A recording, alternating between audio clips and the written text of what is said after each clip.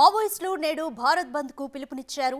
ఏడాదిన్నరగా జార్ఖండ్, బీహార్ అడవుల్లోని ఆదివాసీ గ్రామాలు బాంబులతో దద్దరిల్లుతున్నాయని, అక్కడి దాడులను ఖండిస్తూ వారికి అండగా ఈ బంద్ ను విజయవంతం చేయాలని కోరారు.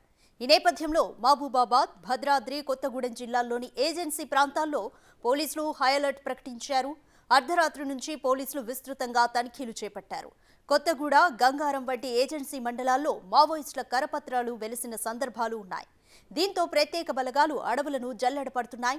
తెలంగాణ, ఛత్తీస్గఢ్ సరిహద్దు ప్రాంతాల్లో పోలీసులు కూంబింగ్ చేపట్టారు.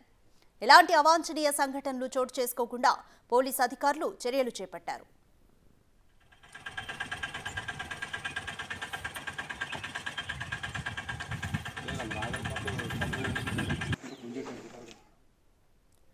మావోయిస్టు పార్టీ భారత్ బంద్ ప్రకటన నేపథ్యంలో పోలీసులు అలర్ట్ అయ్యారు.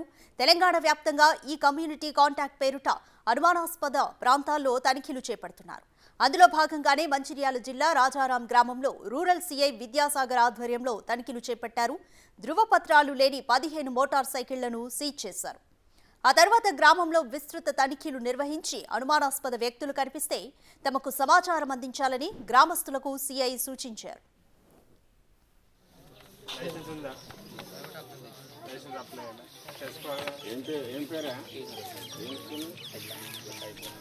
గ్రామంలో సీసీ కెమెరాలు ఏర్పాటు చేసుకోవాలని, నేర నియంత్రణలో సీసీ కెమెరాలు కీలక పాత్ర పోషిస్తాయని విద్యాసాగర్ వెల్లడించారు. గ్రామంలో కొత్త వ్యక్తులు ఇల్లు అద్దెకు కావాలని వస్తే పూర్తి వివరాలు అడిగి గుర్తింపు కార్డులు తీసుకోవాలని సూచించారు.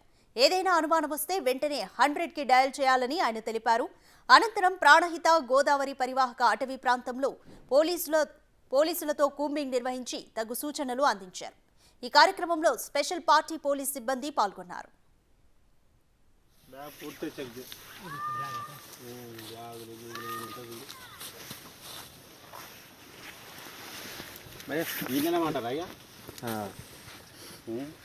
అనుకుంటారు